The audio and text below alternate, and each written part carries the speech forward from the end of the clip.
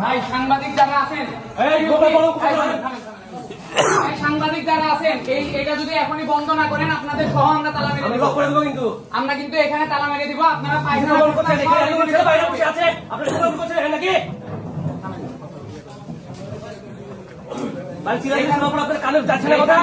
এখনই যদি এটা বন্ধ না করেন আপনাদের সাংবাদিকদের সহ আমরা কিন্তু তালা মেরে দেবো।